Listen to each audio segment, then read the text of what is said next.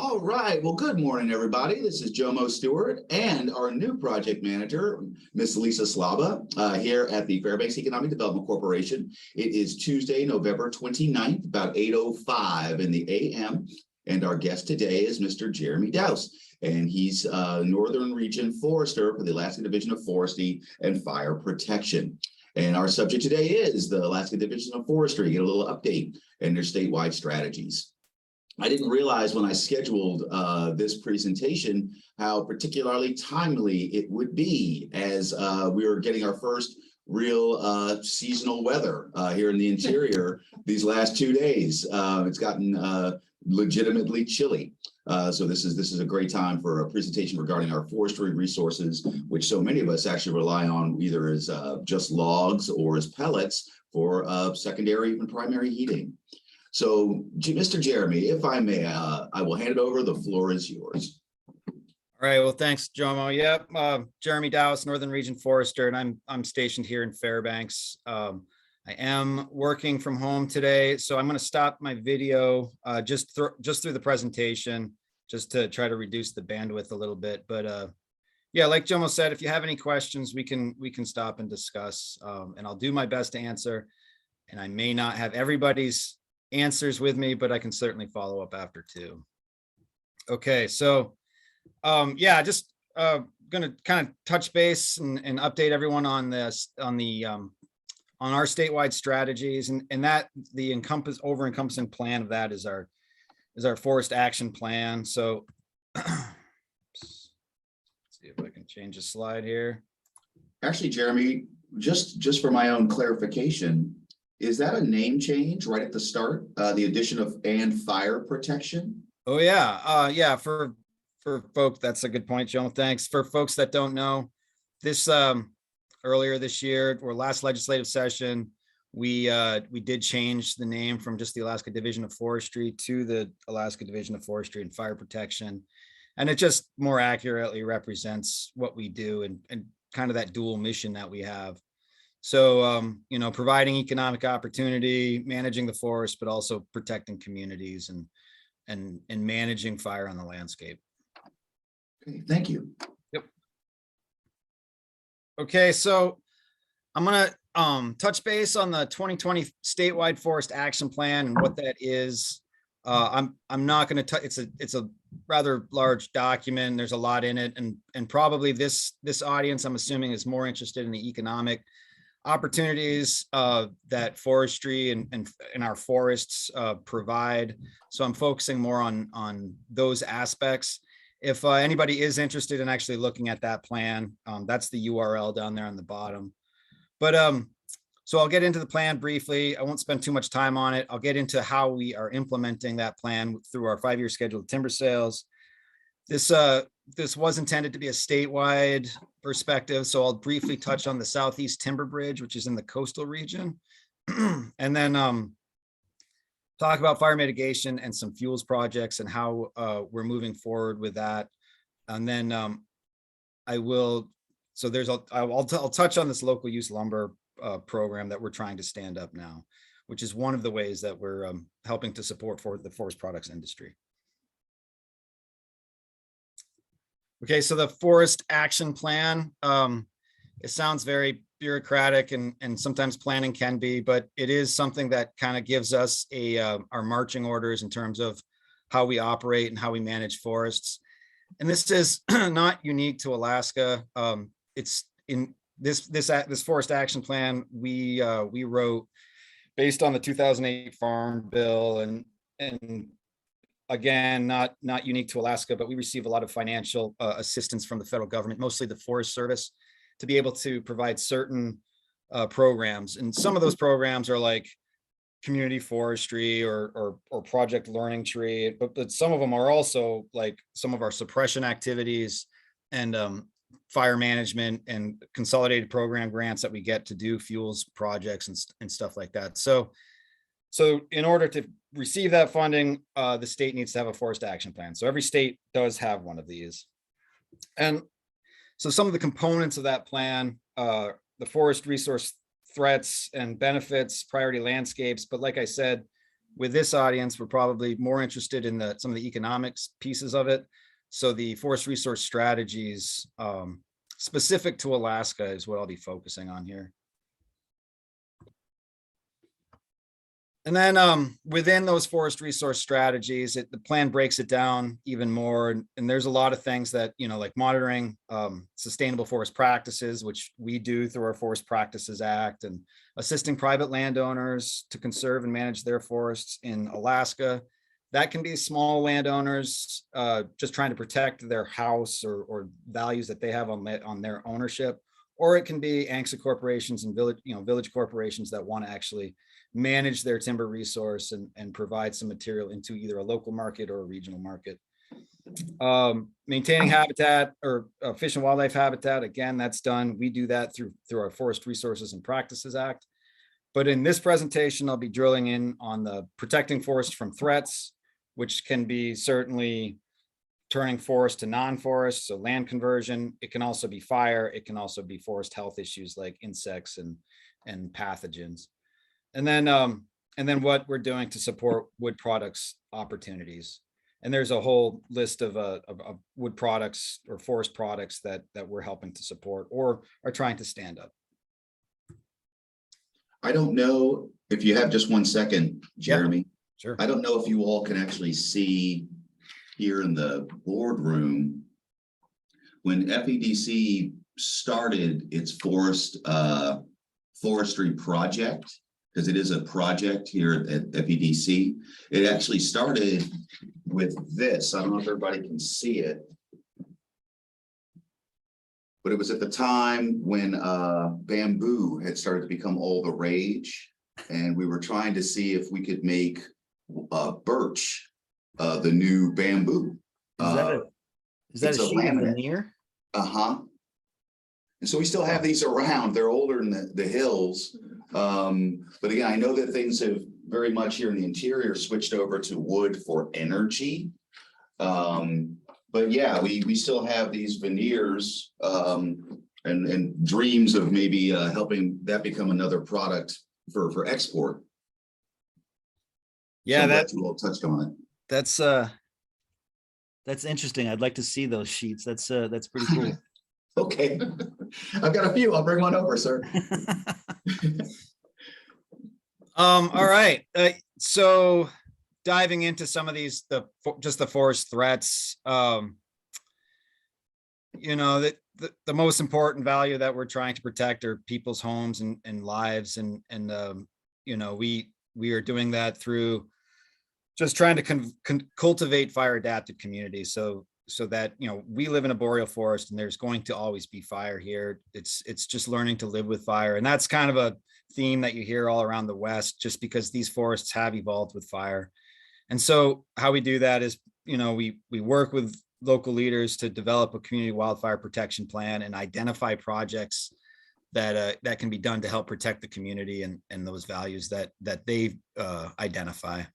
And that's usually managing fuels, reducing fuel loading. Sometimes it does look like what people would call clear cutting or thinning, particularly around subdivisions and homes. But it creates a way for firefighters to be able to help protect those homes and so that we're not losing them. And then another big piece of this, and I'll get into it more here in a bit, is retaining the working forests and important forest land. So just keeping working forests, keeping people that want to work in the forest working and keeping wood in front of them. That's a big piece of this. Okay, so that's what I'm going to get into here next.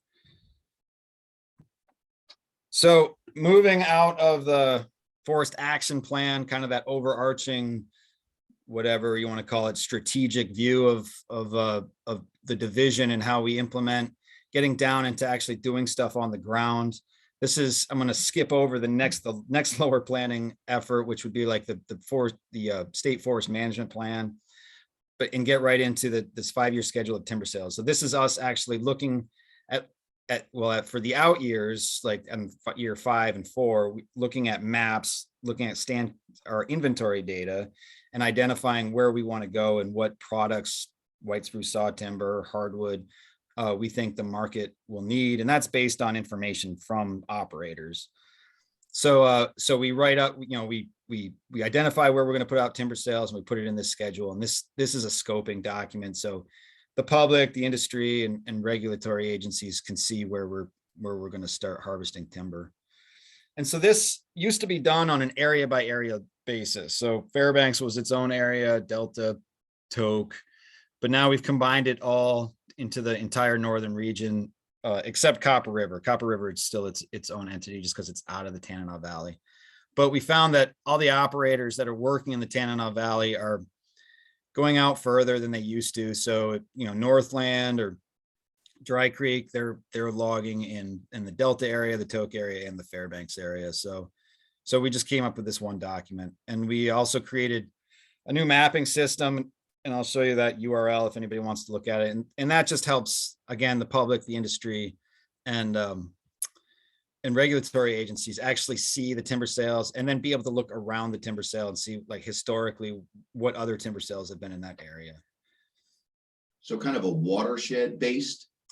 Well, it can be watershed or it can be statewide. It's a mapping application that you can zoom out to the state level, or you can drill in on individual timber sales, and you can put imagery on it or topographic maps. And there's a number of GIS layers that you can put on there, like historic timber sales, planned timber sales, roads, a number of things. Oh, no, I just kind of meant as far as your kind of management approach. You mentioned, these areas, but minus Copper Center because it's outside the Tanana Valley.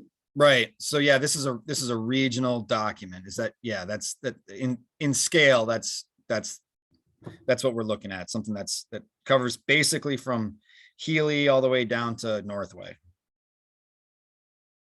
And and you said you have a link to that map that shows the different layers? Yeah, right here. Okay. So yeah, that where it says maps there, that's the URL for this. And Jomo, I sent you this presentation. It was 35 megs though. I don't know if you were able to get that. If not, I can put it in a Zen2 email and send you it so that you could download it if that works for you. Okay. That way, if anybody wants to get these URLs or just see this presentation, that they can have access to it. So the map application is at that URL, the ArcGIS URL, and then the 5-year schedule is at that the top one, forestry.alaska.gov. If anyone wants to see what sales we're looking at.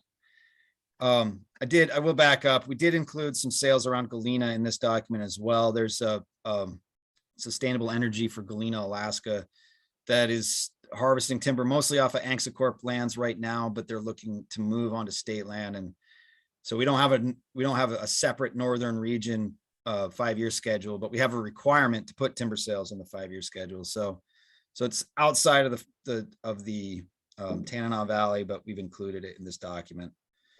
Anyways, moving back into just the Tanana Valley. So you can see for year 1 sales, those are the sales that are really pretty solid. And as a matter of fact, I mean, we're getting ready for this next auction on December 21st in Fairbanks. So these 5 spruce saw timber sales and 3 fuel wood sales will be put on the auction block for operators to bid on. And then we'll get into, as next year comes, we'll do the Delta sales, and then Toke sales are more opportunistic just as the industry needs it. We don't do a regular auction down there just because there's not as many operators, but as people request timber sales, we put them up. Okay, so I know I'm all over the place here, but zooming back out to a statewide scale, looking down at Southeast. Actually, Jeremy, yeah. Do you mind just going back one more second? Sure. I did get to post the link to the main page for the 5-year timber sale. I'm going to see if I can actually post that ArcGIS. Oh, okay. TTPS. I'm sorry, I'm not a great typist, everybody.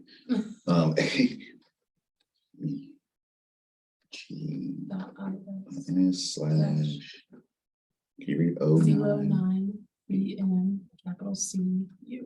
See you. Okay, yes, sir. It's pulling up. Thank you. All right. I'll get that posted as well. Check that out. Neat. Okay, you may proceed, sir. Thank you. Okay. So yeah, moving down to Southeast where, there's a big emphasis on timber. So everybody is probably aware the Forest Service is ceasing harvesting of old growth down there, but the industry hasn't completely retooled yet. So the governor's office has asked us to help support the industry, at least until that second growth comes online and the industry is, prepared to start moving into that kind of a market. So they've asked us to put up 14 million a year over the next 5 years in the Southeast State Forest. And that's a challenging ask, but it's one that we're trying to meet. Couple of bigger sales that are being set up right now, Whales Pass and El Capitan. You can see the size of those and the volume, 4.7 million and 7.1 million respectively. And I put in here staffing as a challenge down there. It's hard to find, it's hard. I mean, every industry I think is dealing with this, but finding foresters to help administer those sales. So we're putting people in acting positions, using non-perms and then using contractors to help out a lot. That's no different than any other industry, I think, right now. But there's also other challenges, whereas the Forest Service used to be kind of the focus of some of the environmental groups. Now it's moved to the state. So we're just making sure that our process is solid and we're meeting the need of the industry, but we're also maintaining our FERPA standards and protecting fish habitat and all that. So that's kind of a brief view into Southeast timber. And I'm the Northern Regional Forester, so I have very little to do with that down there, but it does seem like it's a very important topic, and it's going to help support the entire timber industry in Alaska. So anyways, thought it was. Can we loiter here just one more second? Absolutely. Okay. Is some of the staffing challenge perhaps that, again, these kind of large timber sales have not occurred down in Southeast for some time? I know that here at FEDC, we've advocated for cost of energy reasons. The AHFC reestablishing its home energy retrofit energy efficiency rebate program. But because it's been so many years, a bottleneck is likely to be energy raters. When the program was in full operation, there were lots of energy raters because they had lots of work. And since it's been 10 years since there was a lot of work, apparently there's been quite a bit of attrition in that industry. Do you think maybe that's a part of it?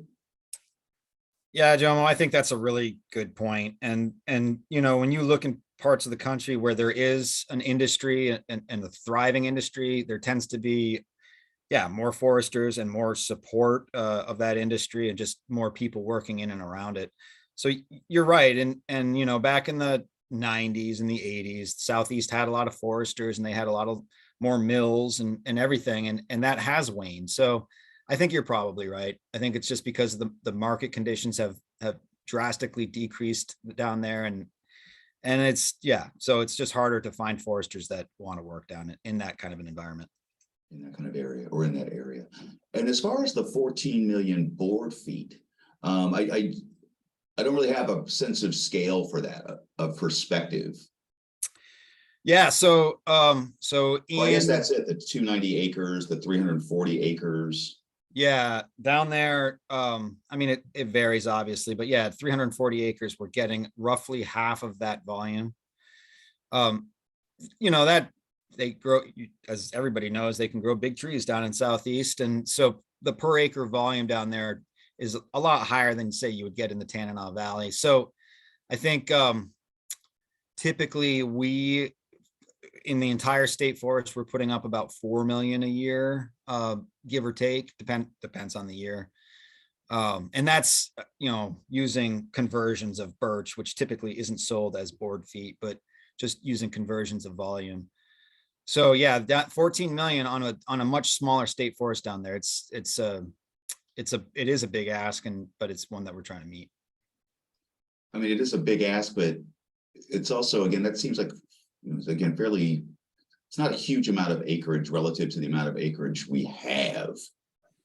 In the state, correct. The state forest down there is, I believe it's 347,000 acres or thereabouts, and it's checkerboarded. So transportation costs and, making that, yeah, I mean, it's something that we're going to attain, but making those sales seem, or not seem, but making them pencil out with increased transportation costs and logistical costs, and then just the remoteness of some of these sales, it can be challenging for the value on the market of the resource.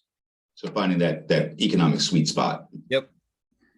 Okay, I would open up the floor again. I'm not, Lisa and I don't mean to monopolize the show. So please know, guests, if you do have any questions, you may put up your hand, take yourself off mute, fire away. Thanks, sir. Yep. Jeremy, I do have a question. With the 14 million, wanting to offer the 14 million board feet per year, and knowing that there are fires year after year across the state, does this number take that into account with not wanting to use old growth anymore? So Southeast doesn't have the same kind of fire regime that we have. It's kind of a brain forest. So the 14 million down there, and that 14 million is just out of Southeast. That doesn't. Okay, that's where I misunderstood. Okay. Yeah, sorry about that. Yeah, that's just for Southeast. Okay, thank you, sir. Yep. Okay, so moving back into country I'm more familiar with. So yeah, much like the timber program and our, trying to provide timber to the markets, we are also in this new relatively kind of new-ish environment where we're putting more emphasis on fire adapted communities and managing fuels. And we've always done that. The division has always done fuels projects, but there's a lot more emphasis in Alaska and nationally on this issue, as I'll get into here. So 2019 was, I guess, kind of a watershed moment for Alaska. So we had 2.5 million acres burn in state protection, which, if you were here in 2004, doesn't seem like a lot of acres. It's just where those fires landed tended to be populated areas. And some big fires, Swan Lake down on the Kenai, McKinley and Deshka down in South Central, and Shovel Creek here, which were, particularly McKinley and Deshka were pretty damaging fires. Shovel Creek, while we didn't lose any structures, we did, we had to evacuate people. So there was a lot of impact on people with these fires, and just in state protection alone, it was, it cost the state $224 million to deal with these fires. Down in Deshka, down in South Central, we lost 51 homes and 3 businesses, total of 84 structures. And, the governor and I think the legislature and the kind of the decision makers realized that we need to put some investment into protecting communities. And so that's what they did. And, so like back. Well, if I may, it was the 2019 fire, I believe we lost homes and stuff down in South Central, and up here we lost electrons. Was that the one that brought down like the power lines?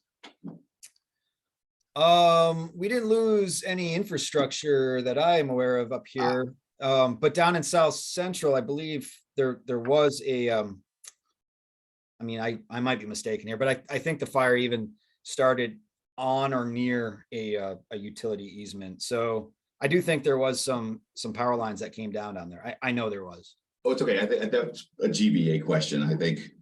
But yeah, I think that that's part of how we got impacted by that big fire season was, we lost access to that less expensive gas-fired power from Cook Inlet proper, and loss of access to the Bradley Lake, the cheapest power. Yeah, that could be. And I mean, if anybody is on from GVEA, they would certainly know more. Yep, that's okay. Yep. Thank you. I see there's some stuff in the chat. All right. I'll try to Oh, no, keep that's it just on me the putting chat in too, but- links. But again, there's homes, businesses, but then there's also infrastructure. Right. So good. Okay, I please was carry saying, on.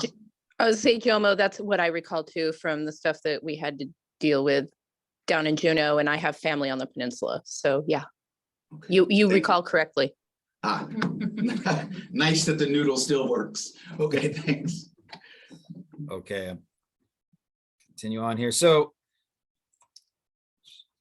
kind of backing up again here, Division of Forestry has always had a fuels program. We've always, looked at it at a landscape scale, but it was more opportunistic and it was more done at the area level. So it was, the area forester and the fire management officer working together to try to identify where the threats were. And then coming up with their own ways to fund these projects, which, there was already a funding source through the federal government, typically through the Forest Service for these wildland urban interface fuels projects.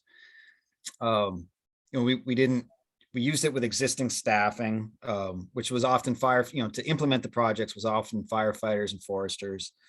And then we relied on partners and cooperators and contractors, which is something that we'll continue to rely on moving forward. But after 2019, there was a bigger planning effort. We identified about 14.9 million in projects that needed to get done to protect communities. And that was pulling out of existing community wildfire protection plans where a lot of these projects are identified. Also just through local knowledge of the firefighters and the fire management officers, like the values that need to be protected and that are often threatened, and then where those fuel breaks need to go. And also, a big part of this is just the individual homeowner being able to manage the fuels around their home. And that is a huge part in protecting homes is if a firefighter or a crew of firefighters has to do a lot of work around a home, then that creates a more dangerous situation, and often they can't do that. So providing a funding source to private landowners to be able to entice them to do the work that needs to be done around their homes. So much like the 5-year schedule of timber sales web app, we developed or are continuing to develop a fuels GIS web app. And then in doing this and identifying these projects and trying to implement this program, I mean, we were forced to identify some of our shortcomings, which, having that existing labor force to be able to, to implement the projects, but also to plan them and to do all the support that is needed with these projects, contracting capacity. And what I mean there is, while there are some operators that have things like shear blades or hydro axes, there's just not enough. And so identifying, an important piece of this is, much like the 5-year schedule, putting those projects out there that we think we're moving, that we're going to move towards, so that if the industry is interested in participating in these projects or, being contracted to them, that they'll be willing to invest in new equipment. And so again, things like shear blades, hydro axes, roller choppers, bulldozers, those sorts of things that we need to get these projects done. And then another shortcoming certainly was the geospatial accuracy. So identifying truly what the values are on the landscape, which is, we have this thing called the known sites database where we are identifying structures and it's constantly being updated, and things that we're trying to protect, and just fire history and fuels and everything that, just to be able to identify where the threats really are. So funding sources. So we identified 14.9 million in projects, and the state legislature certainly stood up and provided us with some funding to get this thing going. And what that does is so with federal funding, we can only create the fuel break, but there's no maintenance that comes with that. And there's no way to use federal dollars to do the maintenance, which is interesting. But with state funding, there is, which then that's helpful. We as an example, we just did the Murphy Dome fuel break. We just retreated it this year using that funding, which is helpful. And we'll be looking at other existing fuel breaks to that need retreatment, and then just putting them on a maintenance schedule. And then federal funding, which has been our traditional way of finding funds to get these projects. So the wildland urban interface from the Forest Service, which I've already mentioned. We're getting more into Good Neighbor Authority. So both the Bureau of Land Management and the Forest Service has a Good Neighbor Authority project program. The benefit of that is that there's no cost share associated. Most of these grants require some kind of state funding to help. Well, the cost share, I'm sure everybody's aware of that. But GNA does not. So usually it has to be tied to some reason for like some federal agency or federal land management that's impacting state land. And then FMAG. So when we have big fire years, like 2019 was an FMAG year with Shovel Creek and Deshka and McKinley and all those fires that affect people. FMAG is funded through FEMA. And when we are approved for these FMAG grants, we get 75% reimbursement on them. And we're hoping that money can be used for helping with fuels projects as well. And then I have other here. Pittman Robertson is more for wildlife habitat, but sometimes we can use it for dual purposes. And then more recently, meeting with the Army on Army compatible use buffers and potentially having them as a funding source, again, around military installations that would affect state land or communities. Okay, so I did touch on this. Developing capacity is a challenge. And so as we're ramping up this program for fuels and putting more emphasis on it, it's not something that we can just immediately go from 0 to 60 on. We have to have people, and it's not just our own people, it's again, contractors and people that have the equipment and the capacity to do it. And then administrative support is a reality as we have more people out on the ground and have more projects and put out more contracts and have more funding and all that. That requires people to be able to support that administratively. It's kind of a reality. And so that's something that we're working through as well. Okay. I'm at 8:37. So we only have an hour for this. I'm gonna go through how we're supporting wood product opportunities. I'm only using one example right now, and it's this local use lumber program. But if you want more discussion on other projects or products, then I can certainly get into that later too. But so we are trying to stand up this local use lumber program, which some of you may have heard of. And what it is basically it's an exemption to a building code that requires grade stamped lumber. So in any community or other states that have statewide building codes or residential codes, typically it's this 2018 International Residential Code. And written in the code is the requirement for grade stamped lumber. In Alaska, we only have one mill that provides grade stamped lumber, and it's Northland Wood. And there's not even any mills in Southeast that do, at least not anymore. So what this program would do is it would create that exemption for communities that are interested in participating. We're just kind of creating the framework for the exemption. But for communities or for housing authorities or financing agents or corporations, this would create that framework, and it would provide opportunities for small mills to enter home construction markets. So we have lots of small mills in Alaska, and they could, with this exemption, provide the dimensional lumber to enter that market. It's a training program for small mill operators to self-certify their own wood through visual grading standards. And then, at least in other states, because of the code exemption, it allows for traditional home construction financing, which is a powerful piece of this. So that's an example. We have been basing this a lot off of the Wisconsin example, and those are the benefits that in that state, we're still standing this up, and we still have a lot of discussions that need to happen with people that do finance home construction and inspect homes and all that. So we're still working through this. In 2021, coming out of the COVID year, there was that giant, massive crunch on building materials.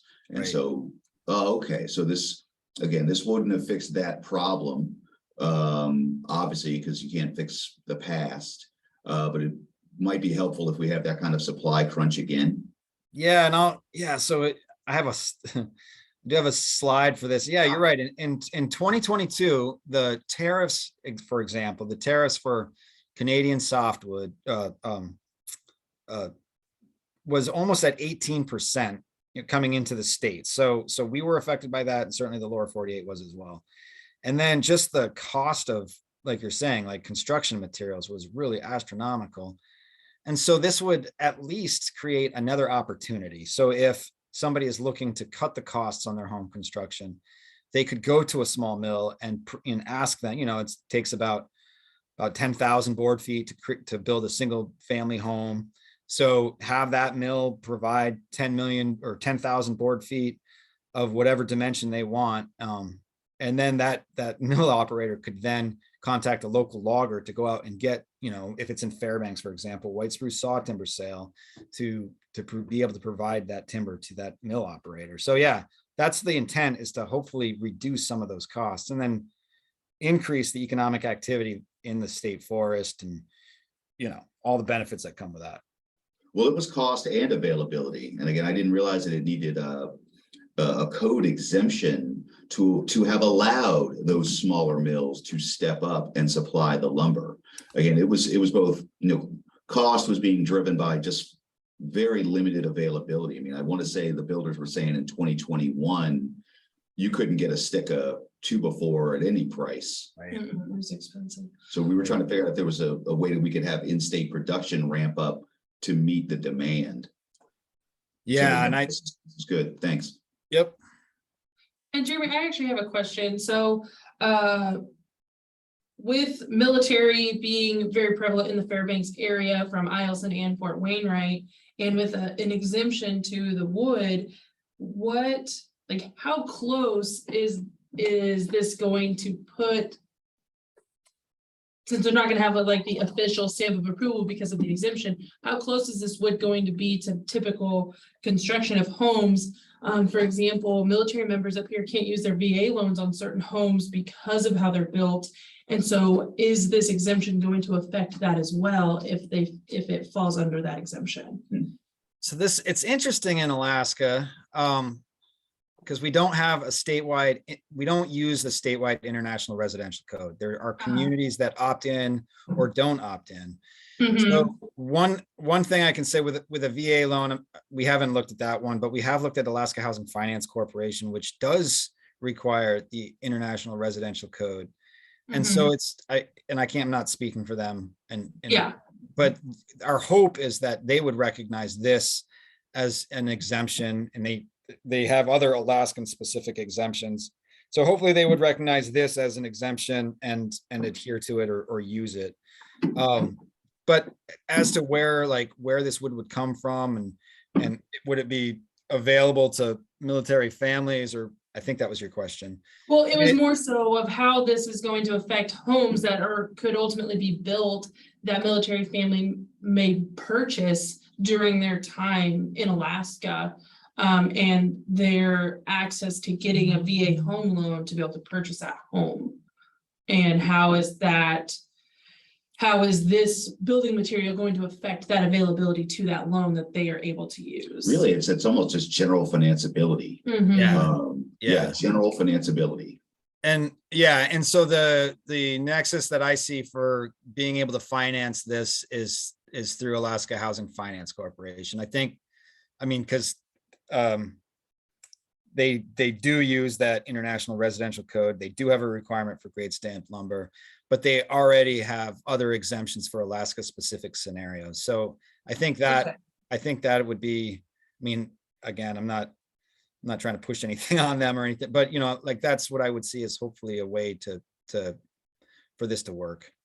Yeah. The financing piece though that's a big part of it. And in the Wisconsin example, because there is a statewide residential code, that was the power behind it, was that the exemption was written in, and then they could have traditional financing. Okay. Yeah. And so, like I said, local jurisdictions do use that international residential code. Fairbanks is one. that does, at least the city of Fairbanks. And then, you know, Palmer, Wasilla, Anchorage, they all use it, but there are other communities that don't. When we did a stakeholders meeting on this, the housing the regional and local housing authorities were also really interested in this, just because I believe that they also have that standard if the funding is coming through BIA. All right, so this is a list of states that have similar legislation or regulations. And so again, we're really basing this off of Wisconsin. And then I'll get why this is needed. We touched on this a little bit, but wood prices are increasing home construction. This some of this information is a little bit old now, but so National Association of Home Builders, this is nationwide, said that wood prices last year added roughly 14,000 to a new single family home construction. And then Alaska Housing Financing Corporation cited the high cost of construction as a reason that new building permits were reduced.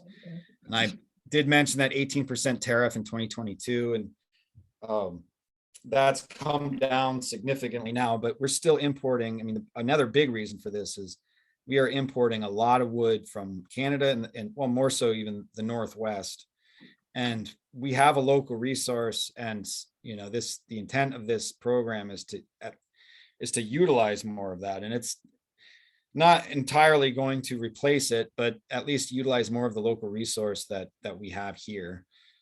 The Division of Forestry's interest in this is just increasing forest management opportunities, getting more timber sales out, and providing more opportunities for people to work in the woods and earn a living wage, and particularly in rural communities. I mean, certainly in Fairbanks and anywhere where a mill operator is operating, but also providing more opportunities where the timber is, which is, you know, typically in rural communities. And then I'm going to real quick touch on this milling capacity in Alaska. And this is based off of Forest Service mill surveys that they do every 5 or 10 years, 5 years. And you can see that both sawmill capacity and production, well, capacity more so, has reduced significantly since 2000, and it's kind of leveled off. But same with production, it kind of, since 2010, it's kind of flatlined at about 15 million a year is what we're producing. And this is just large mills or larger mills. This does not include the, you know, 350 wood misers that Parker Riggers sold here over through COVID, or, you know, so there is still more milling capacity out there, and it's not just on the road system, it's off the road system as well. And there's certainly a resource off the road system that that they could utilize locally. I'd be All curious right. to see how that compares, the capacity compares to demand.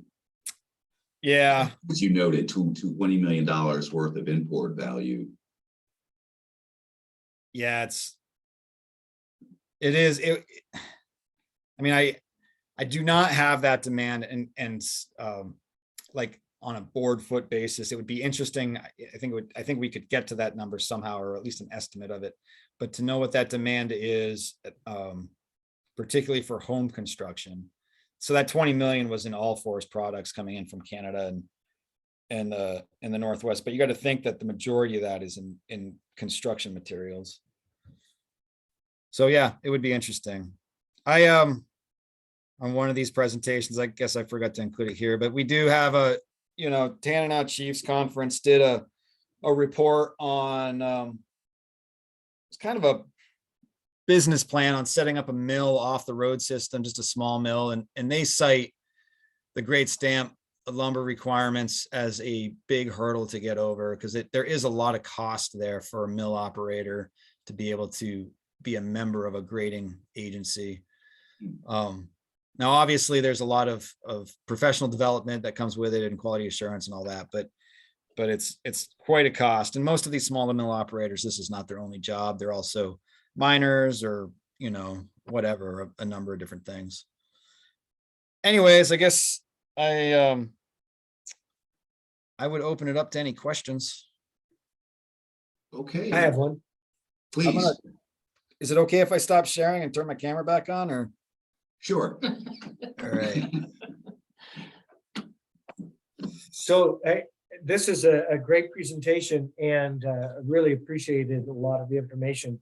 And our forestry, I mean, looking at the picture behind me, this is Minto, and we have 110,000 acres. Tagatelli down in Nenana had a sawmill. It's hard to create economics. I've got a little mill up there that's just waiting to be used, although OSHA would probably shut it down because it's highly unsafe. But the questions that I have been intrigued by, and I used to talk to Chris Maish about it, was the products that could be made from our trees, and taking an inventory. I once looked at it, because trees are carbon, they're renewable, they're plants, but they also can make anything that a lot of petroleum things can make. And so USDA, for example, was asking the question, the Forest Service, on my birthday this year, they asked a great question: what if plastic wrappage or packaging was made from wood?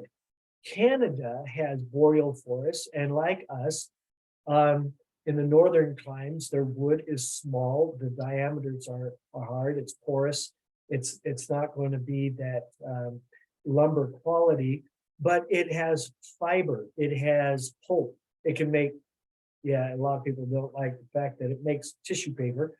But 68% of wood products, the USDA was saying, is recycled. 9% of the plastic products are recycled.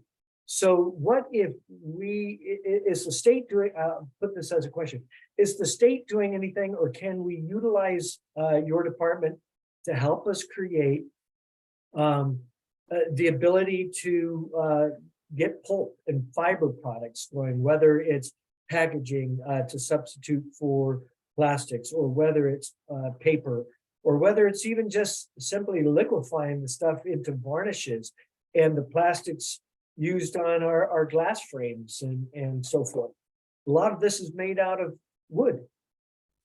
Yeah, it would be fantastic to have, I think we can utilize the local resource to be able to meet any kind of demand that there was for that. So that's going to require some interest from either somebody local or from outside to be able to set up a business to do that. But I think between, there's a lot of land and there's a lot of timbered ground out there between the state, but also the ANCSA corporations and the BLM, that there would be opportunities to provide that timber. I think we want to make sure that we're meeting our traditional markets and not impacting them, and that's the existing biomass and the existing dimensional lumber and timber mills that we have, but also there's a lot of room for growth here.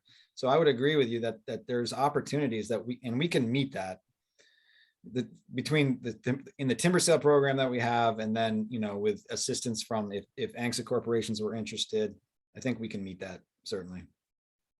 That'd be we don't have in the Division of Forestry, and what and I'm not advocating for growing government or anything like that, but what we don't have is we don't have a forest products specialist that can really speak to those what kind of research has been done on utilizing smaller diameter material. And that in this local use lumber program, I went down to Wisconsin to meet with their folks, and I realized that they have a large forest products group that is tied in with the forest products lab, and they know where those market opportunities are, and just have a little bit more of that expertise. So we're just kind of, I feel like we're just getting involved in the forest products piece of it, in like what you're talking about, some more of the kind of cutting edge forward thinking stuff rather than just traditional markets. Yeah, I hate to see it all just burn up, or I mean, because we've gotten into the idea of we've got to use it for an alternative wood source, and yet as soon as the community succeeds in getting people onto wood burning devices, EPA steps up and shuts the community wood burning systems down. So to me, it's kind of hypocritical to try to get our native communities onto wood burning, where it's just going to be shut down once they're successful in growing their populations in the communities, because we're getting an economy, cash-based economies built. So it would be good to see sustainable employment coming from environmentally sound practices that can replace some of the products that are not sustainable or that are considered bad for our environment. And something you said just reminded, I mean, the holy grail of all of this is being able to create a fuel break to protect the community and then utilize that material to create a product. And so that's where we're challenged right now. And there's some places like Toke where we can do that, and just by the type of forest that they have down there, they can create fuel breaks and utilize that material. It's also because they have a biomass boiler at the school there that requires a fair bit of volume. So that's the holy grail that that every state agency is trying to attain, is trying to be able to utilize material, small diameter material that doesn't really have another use. And then if it can come off of fuel breaks, then that's even better. So these fuel breaks end up paying for themselves, or at least some of the cost is offset. Yeah, and I should put my parent corporation CEO in touch with you, because he's trying to figure out how to monetize a fuel break, let alone cut it around the boundaries. Hey, Jeremy, where did you get your degree? Colorado State. Colorado State. The only reason I was asking is, I mean, I'm thinking about synergies and partnerships. Again, you don't have a wood products specialist within the division. I'm wondering if they have something like that over at DCCED, Department of Commerce.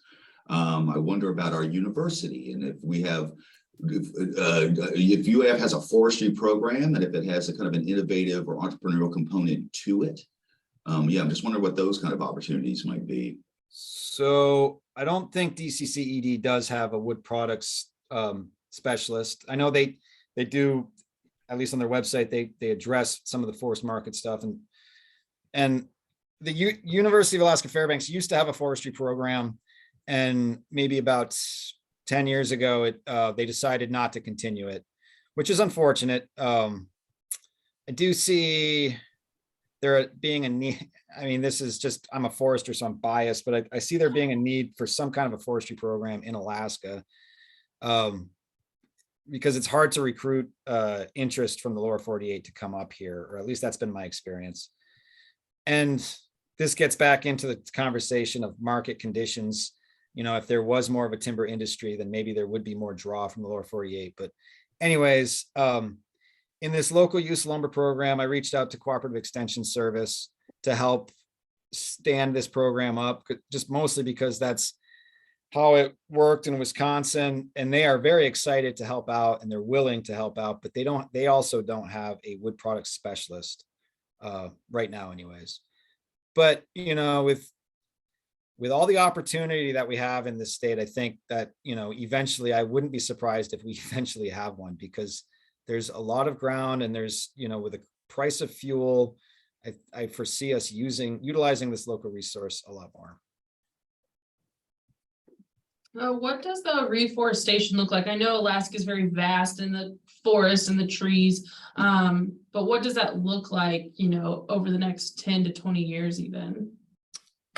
Yeah, good question. So so I guess it's a two-part question. So if you're talking about sustainability in the Tanana Valley State Forest, we're cutting at about 1/10 of our annual allowable right now.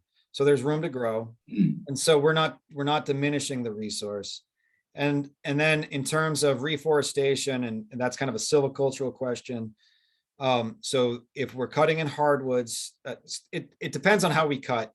A lot of our hardwoods come back vegetatively, so we can create smaller openings and scarify the soil, and then we tend to get a pretty flush amount of hardwoods that come back. And they also seed prolifically, so we don't tend to have difficulties with hardwood. With spruce, it's a little bit more difficult, and that does require some investment. We have to plant, if we cut a pure stand of white spruce saw timber, so a very productive site, we want to plant that back to white spruce because it's productive, and it's going to be another future saw timber area to harvest. So yeah, we, like everything else in Alaska, kind of expensive. It costs us about $1.30 to plant one white spruce seedling, and that's sowing the seed, growing them, and then shipping them up here, and then actually outplanting them. So for each tree, it's about $1.30. But we do that every 2 years. We're planting about 40,000 seedlings. We need to probably increase that to some degree, particularly in our more productive sites. But yeah, that's how we do it. We plant, and then we use silvicultural prescriptions to reforest our hardwood sites. Awesome. And I guess the final, and you may have mentioned it, but it's a question that always comes up, and I just haven't heard it yet.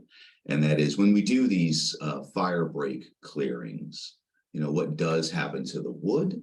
And what more could we be doing to help that go into productive secondary use, if anything? Yeah. So, okay. So I'll start in tote, because that's a really good example. We utilize the wood that's coming off of these fuel breaks to fuel biomass projects. And so the school uses a fair bit. Mentasta's they're getting a little bit, even Northway's getting into the game. Delta too, to some degree. So that's optimal. In Fairbanks, we don't have that kind of a market for a variety of reasons. So, but we have to get rid of that material. Historically, we have done things like we would windrow them and burn that material. That's not as, that doesn't work quite as well as it used to, just because of the non-attainment. So we're looking at chipping a lot of that material and where it would just stay on site. If there was a market that we could put that material into, that would obviously be preferable. But we don't have that in Fairbanks right now. If there was sometimes we get questions like, hey, can we cut firewood off of that? And this tends to be small diameter black spruce is where we're working. And certainly if anybody wants to go and cut in there, there would be no problem. They could do that. It's just such a small amount of volume that an individual homeowner would take off of these fuel breaks that we end up having to still deal with the vast majority of it. So they end up not taking that much volume. Okay. Well, sir, this has been a great presentation. I wanted to hear more when you presented over at the Chamber of Commerce. So thank you very much. I really appreciate it. Yeah. I would, oh, yeah, we are at the top of the 9 a.m. hour. I would open it to any last comment or question from the assemblage. Okay, hearing none. Again, Thanks for having me. No, thank you, sir. Happy belated Thanksgiving. Let's see. I'm pretty sure. Well, y'all, let me check something real quick.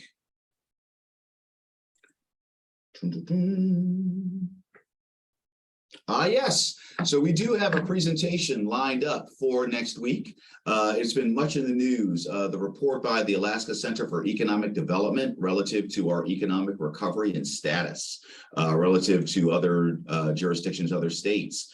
So I did reach out to Director Clouda, and he is going to be our guest for next Tuesday. So again, please be advised, we do have a presentation lined up for next Tuesday, and it's going to be Director of Alaska Center for Economic Development, Clouda, relative to that economic development or economic analysis that has been in the papers. All right, well, with nothing else for the good of the order, thanks everybody for joining us. Yeah, and so have a great rest of your day, great rest of your week, and we will see you next Tuesday. Thanks, guys. Thanks, Jomo.